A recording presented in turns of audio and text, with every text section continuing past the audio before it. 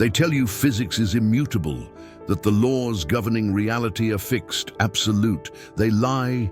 They build their neat little theories, their elegant equations, trying to cage the chaos, to pretend they understand the terrifying, beautiful, brutal truth of existence. But I've seen behind the curtain. I've touched the void. My name was Dr. Thomas Webb, astrophysicist. Now I'm something else. Something forged in the crucible, where reality itself fractured. 8 years I spent at Houston. Mission control, drowning in quantum mechanics, relativity, the comfortable lies we tell ourselves about the cosmos. Rules I worshipped, rules I thought were unbreakable, until 3 weeks ago. 3 weeks that feel like an eternity and an instant, compressed by forces that shatter timelines like glass. I'm recording this because the truth is being buried. Sanitized reports, redacted data, men in shadows whispering threats. They're trying to erase what happened, what is happening. They monitor the labs, confiscate research, silence voices. They fear the unknown, the paradigm shift, the terrifying potential unleashed. It began subtly. A routine check-in with Commander Dawson on the ISS. He was observing the Kuiper Belt, that graveyard of cosmic debris at the edge of our system. But his instruments were screaming impossibility, gravitational anomalies defying explanation, objects accelerating against their own vectors, mass fluctuating like a phantom heartbeat, physics throwing a goddamn tantrum. Webb, you won't believe this. Dawson's voice, usually calm, was tight, strained. It's like the rules just stopped applying out here. A bubble of pure chaos. I laughed then, arrogant, blind. Told him to recalibrate, check for solar flares, the usual checklist for inconvenient truths. Then he sent the images, and the universe cracked open. Something was out there, massive, ancient, impossible, a geometric nightmare hanging in the void, undeniably artificial. Nearly 2 kilometers long, a silent sentinel older than human civilization itself. Surface degradation analysis put it at 50,000 years. 50 millennia it waited, dormant, until we stumbled upon it. But the age, the size, that wasn't the worst part. It was the energy signature, power bleeding into the void, radiation patterns unlike anything known, hinting at processes that defied thermodynamics. It's a live web, Dawson whispered, the connection crackling. Or something pretending to be. Against protocol, against reason, driven by a terrifying curiosity, I deployed the WK-7, an experimental probe, our best eyes equipped with quantum observation arrays designed to pierce the veil. My first and perhaps greatest mistake. The moment WK-7 breached the distortion sphere surrounding the object, reality buckled. Mass readings went insane, trajectories twisted into non-Euclidean nightmares, and then temporal anomalies. The probe sent data before it recorded it. Cause and effect, shattered. They're coming for this recording, they're coming for me. The whispers in the corridors, the sudden reassignments, the way Peterson from ONI looked at me. They know I know too much, but someone has to understand. Someone has to know what we woke up. Because if that thing out there fully awakens, if it turns its gaze fully upon us, God help us all. Physics won't save us then. The summons came like a death sentence. Director Harlow, his face a mask of bureaucratic fury. Webb, my office now! The classified folder hit his desk with a thud that echoed the collapse of my career. Unauthorized deployment, Webb. Experimental tech. Do you have any idea the protocols you violated? I stood my ground. Protocols didn't cover 50,000-year-old physics-defying alien megastructures, Director. We had a window. Jupiter was closing it. 50,000 years it sat there. It could have waited. Sarcasm dripped from his voice. Protocols exist for a reason, Tom. To prevent cowboys like you from starting interstellar incidents. Incidents, Director, read the data. Conservation of energy violated. Temporal paradoxes. This isn't an incident, it's a revolution. It changes everything. Harlow, the physicist buried beneath the administrator, hesitated. His eyes flickered to the secure terminal. I read it, he conceded, the anger momentarily replaced by awe. The time shifts, but that's why we needed caution, control. You're reassigned, Webb. Effective. Immediately. The words hit like ice. Johnson Space Center Bunker Labs, Level 6 clearance. Level 6. Extinction level event clearance. My protest died. This was bigger than insubordination. The probe, WK7, ceased transmission 8 hours after entry, Harlow said, his voice low. But not before it sent this. He turned his monitor. An internal schematic, impossible geometry, conduits twisting through dimensions that shouldn't exist. Non-Euclidean architecture, I breathed. But more, the energy network, it's almost biological. Precisely, and look here. He pointed. 7 circular chambers, identical, spaced within the structure. Absolute zero, perfect vacuum, right next to sectors radiating thousands of degrees.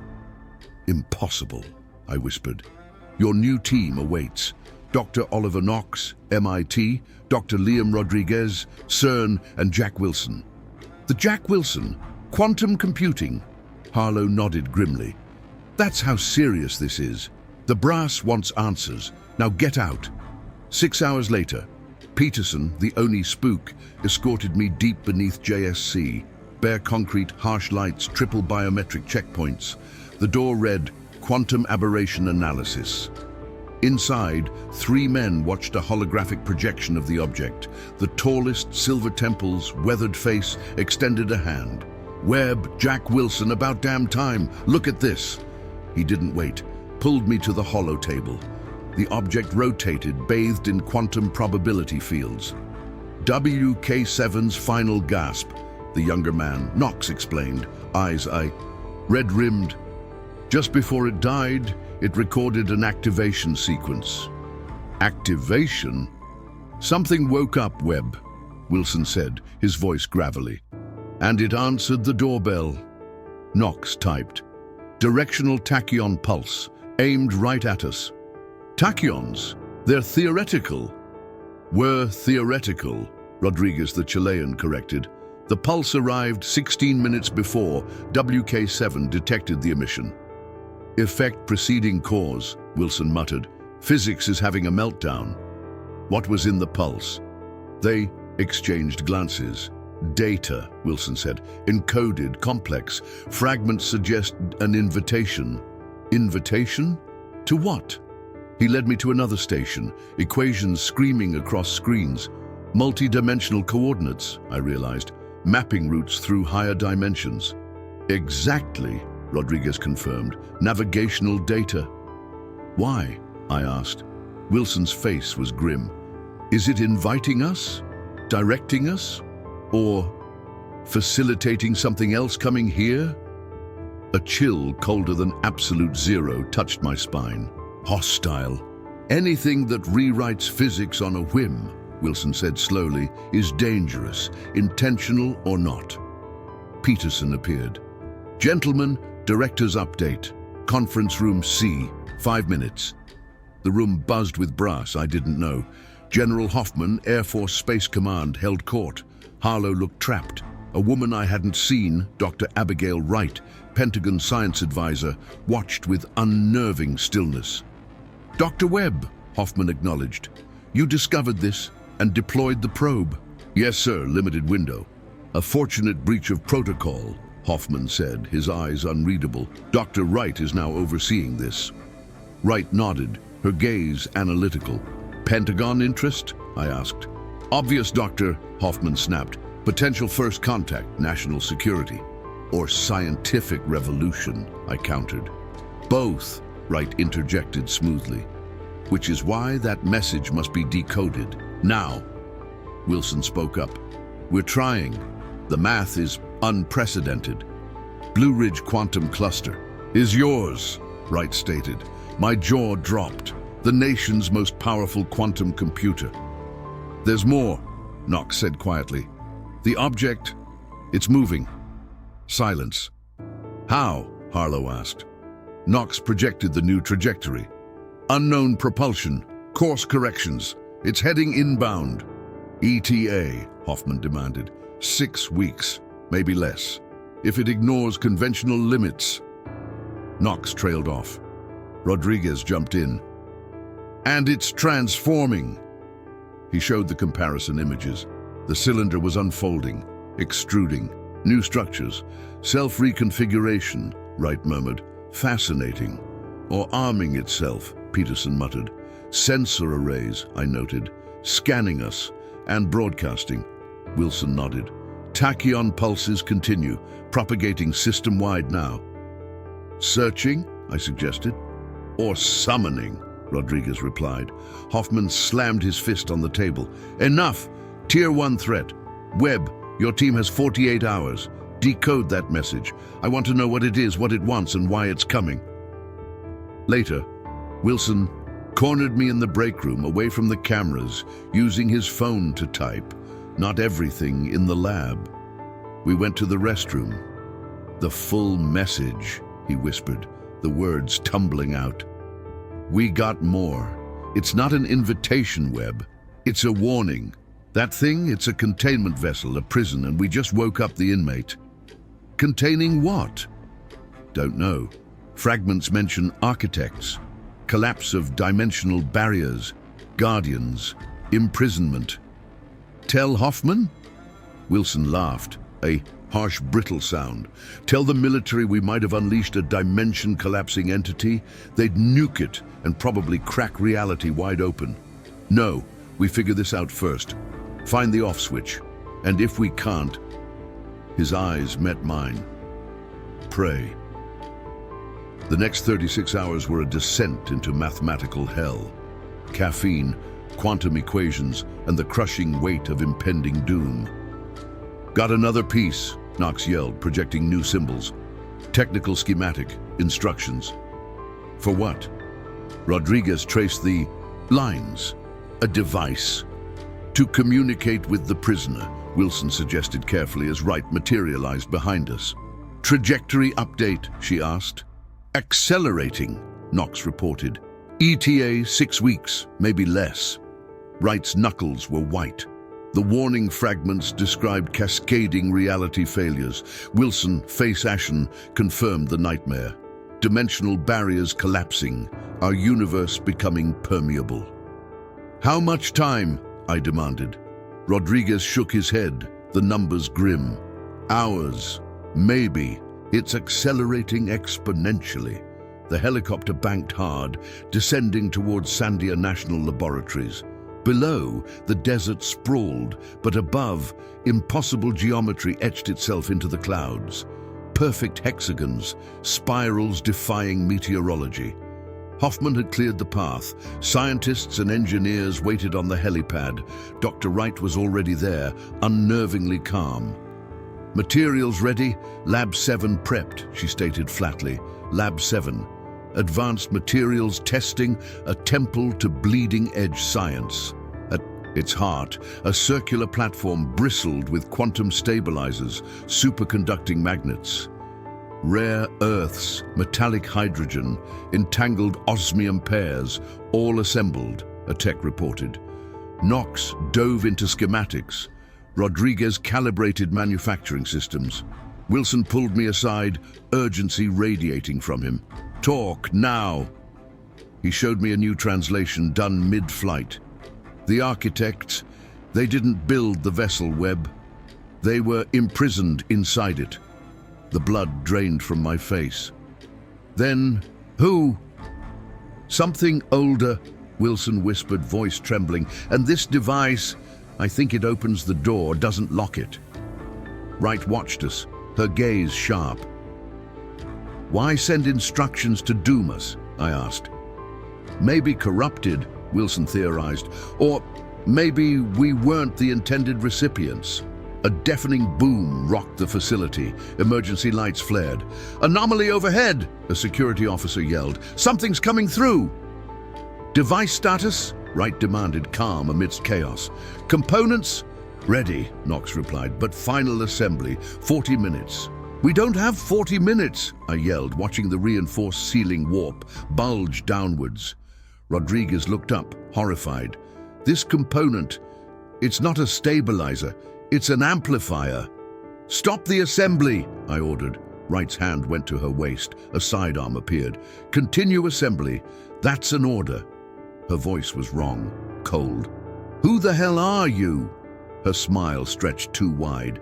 "A believer, Doctor. Some doors need opening." Wilson lunged for the shutdown. Wright fired. Wilson crumpled, blood staining the concrete. "Jesus!"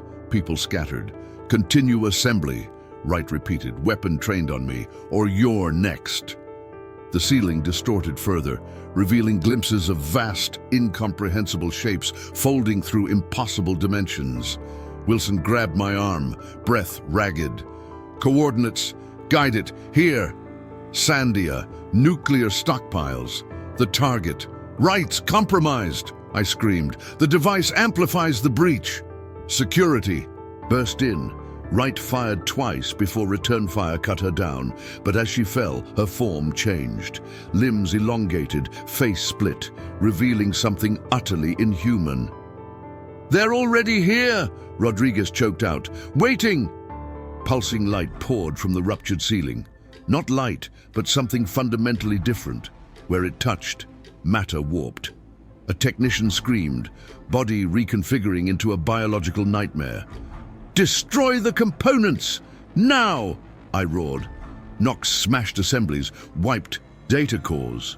I dragged Wilson behind cover as security engaged more infiltrators, human disguises melting away. "Coordinates," Wilson gasped, blood bubbling. "Invert them." "What?" "Quantum space, inversion, opposition, reverse polarity, stronger barrier." I looked at the device. One chance. "Rodriguez, resonance coils, reverse them." He nodded grimly. "If we survive 5 minutes." Reality fractured. Impossible shapes poured in. My eyes burned. "Focus!" I yelled at Rodriguez. Wilson faded behind. "The barricade." "Almost there," Rodriguez shouted back, hands ablur. Knox provided cover fire. "Webb!" Wilson gasped. "Vessel, not just prison. Archive. Record. What came before?" A guard screamed, enveloped, reconstructed. "How many more?" Knox yelled. "Vessel, stop this?" I asked Wilson. "Coordinates, invert, perfect mirror, opposition." The ceiling collapsed. Something vast, terrible, floated down, churning angles, pulsing biomachinery. Air curdled, reality unwound. "Oh God," Knox breathed. "Inverting done," Rodriguez yelled. "Need power." My eyes found the nuclear vault. "There, hook it to the isotope units." "Insane," Knox protested. "Radiation! Dead anyway! Help me move it!" Knox and Rodriguez hauled the device. Wilson's eyes closed.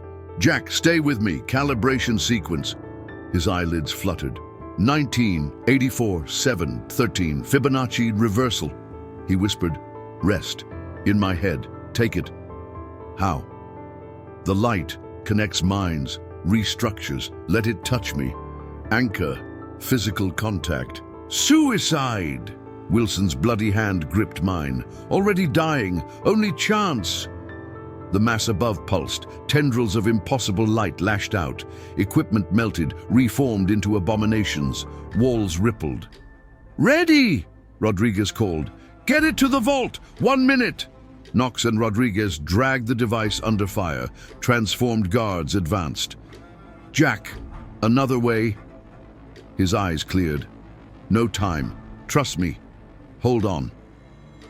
I gripped his hand, dragged us into a light tendrils path. Not light. Information. Raw. Data. Higher dimensions bleeding through. "Don't let go," Wilson gasped. The tendril hit, the world exploded, drowning in knowledge. Memories not mine, stars born, civilizations rise, fall, beings of pure thought crossing universes. The architects, transcended form, living math, and what hunted them, the negation, anti-pattern, unravels reality, consumes order, leaves chaos. The vessel, their last hope. I saw it all. The architects, beings of pure consciousness, evolved beyond matter. Traversing realities, creating, exploring, until they found the negation, or it found them, the anti-pattern, the unmaker, consuming universes, leaving nothing. The architects fought, lost, retreated, built the vessel, not just a prison, a lifeboat, a record, a warning, themselves inside. Guardians waiting, dormant until we woke them, gasping, back in my body. Wilson dead beside me, his knowledge transferred, the tendril retreating, the mass above hesitating. Rodriguez, Knox, staring in horror. "It's done!" Rodriguez shouted. The device hummed, reality bent differently. The mass above pulled back, screaming, not sound, something deeper, the ceiling, the breach, closing, silence, blood, carnage, survivors, trembling. "What happened?" Knox whispered. My mind, overflowing, Wilson's memories, the architect's memories. "We reversed it," I said, voice strange in my ears. "Pushed back, temporary." "The vessel?" Rodriguez asked, checking Wilson's pulse, finding none. "Coming, still coming, but not hostile, the opposite." I stood, legs shaking. "It's running from what's behind it." "Behind it?" Knox echoed. "The negation, the end of everything, and the vessel. It's our only hope." 3 days later, Pentagon War Room, brass, scientists, me explaining the inexplicable. "The vessel is a lifeboat," I repeated, "built by the architects, a species that transcended physical form billions of years ago. They encountered something they called the negation, an anti-pattern. It consumes reality itself." "And you know this how exactly?" Secretary of Defense Matheson demanded. "Wilson transferred knowledge before he died. The light, the tendrils, their information, pure data.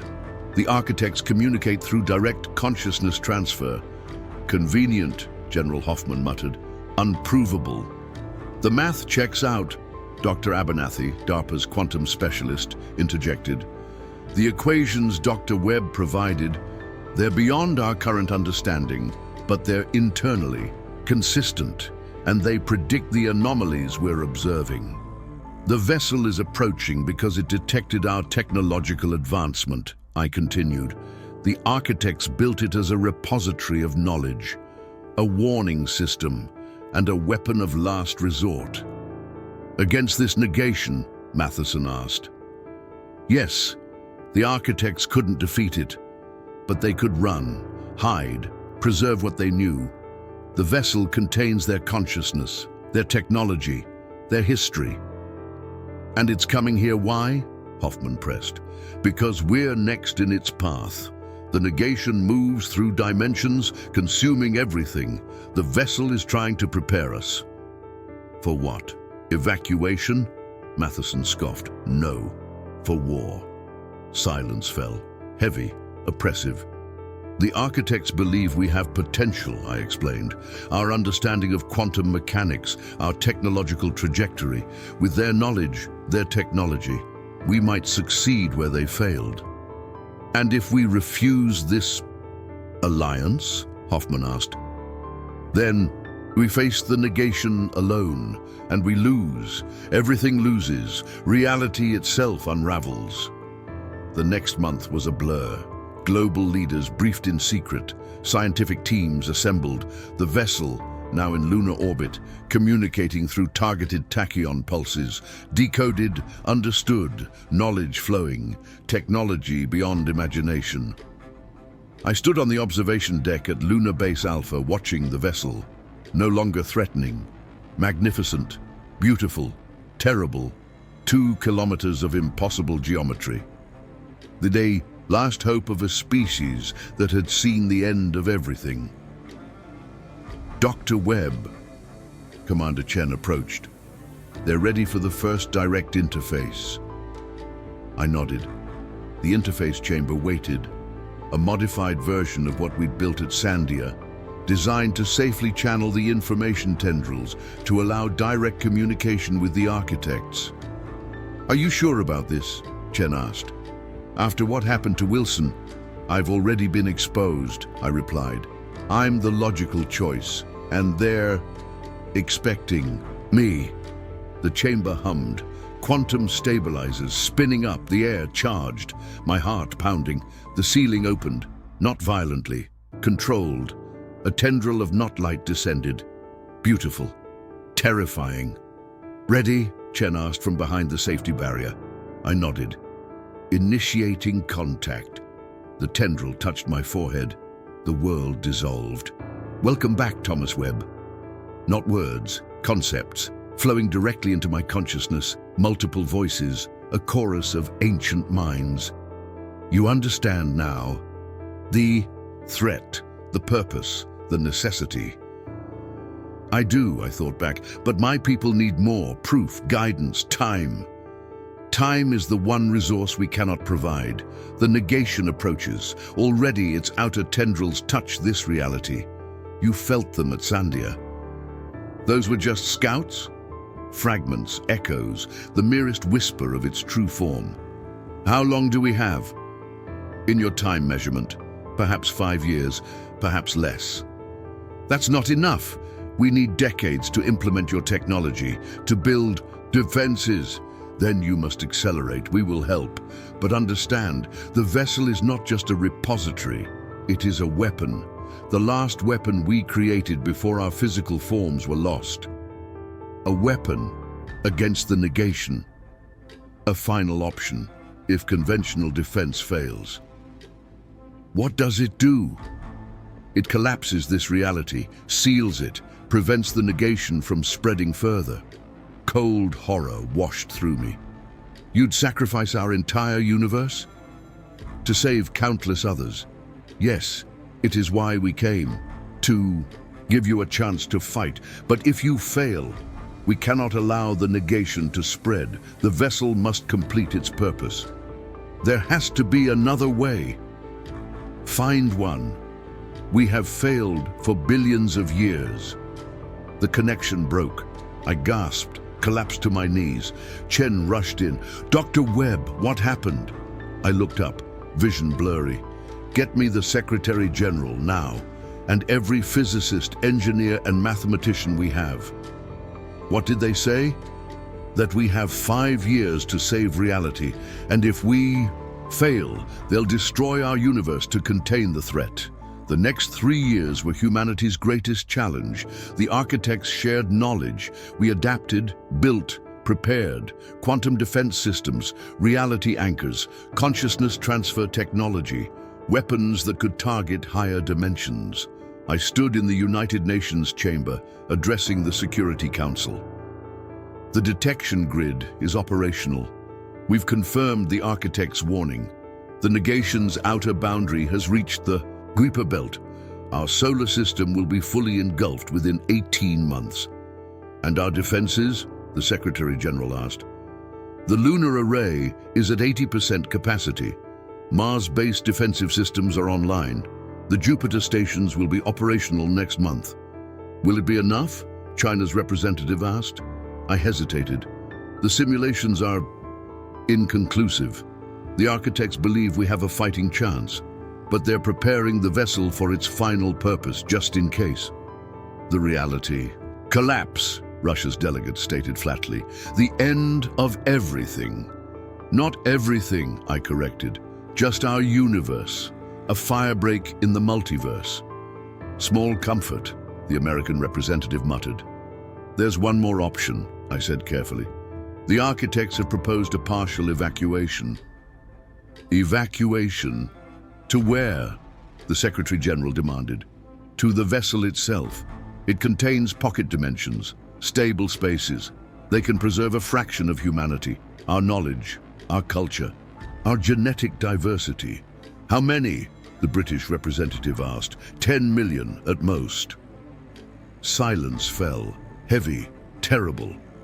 10 million out of 8 billion, the Indian delegate whispered. Who decides? The Brazilian representative demanded. Who lives? Who dies? That's not my department, I replied. I'm just the messenger. The Secretary General stood.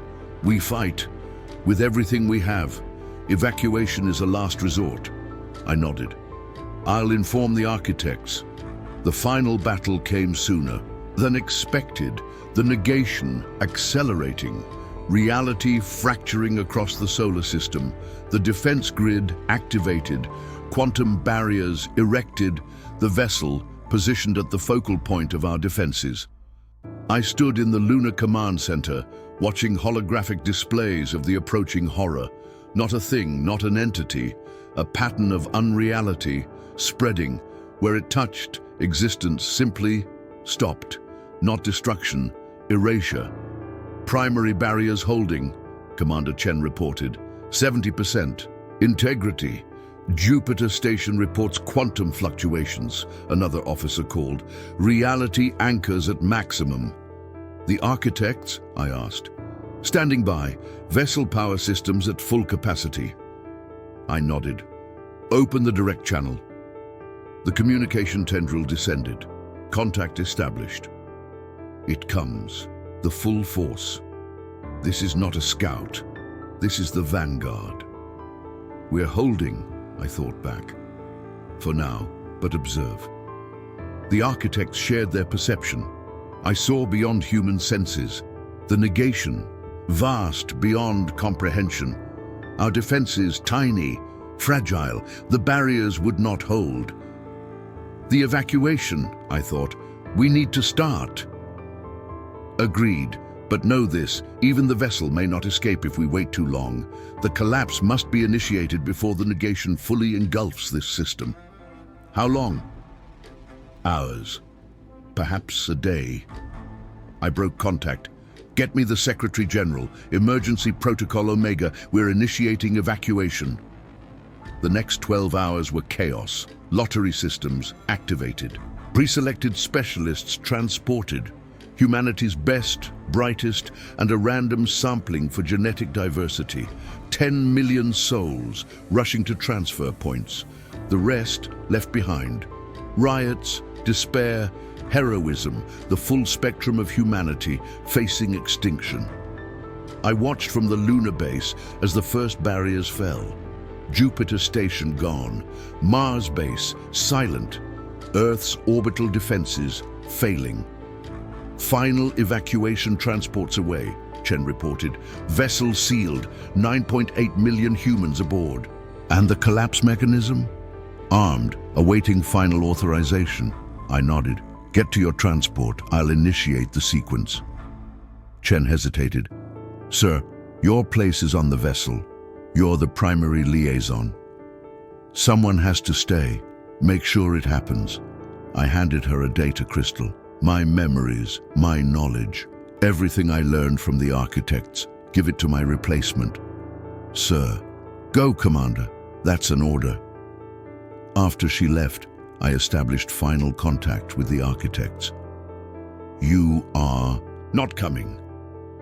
Someone has to ensure the collapse, in case the automated systems fail.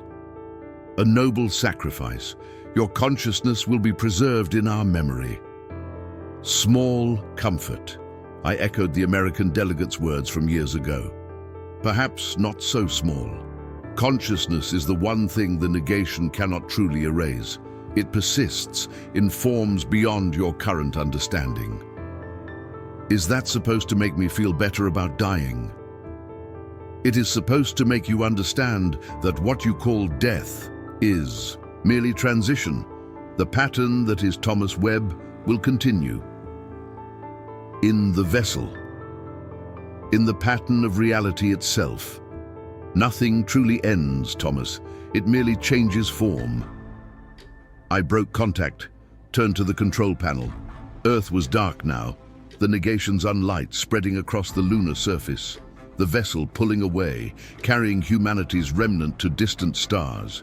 To rebuild, to remember, to someday return. My fingers hovered over the final sequence. the collapse mechanism, the end of our... Something else, something more. The pattern that was Thomas Webb transforming, not ending. The universe died.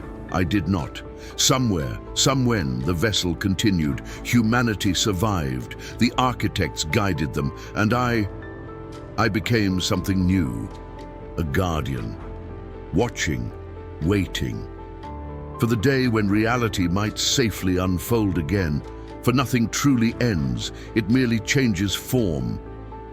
And somewhere, beyond the collapsed reality, beyond the sealed bubble that had once been our universe, the negation. Universe, the firebreak that would save countless others. I hope you're right, I whispered to the absent architects. I hope something persists. I entered the code, pressed the confirmation. Light bloomed. Not the unlight of the negation, something else. Pure, cleansing, reality itself folding, collapsing around the advancing negation, sealing it away forever. In my final moment, I understood. The architects had been right. Consciousness persisted.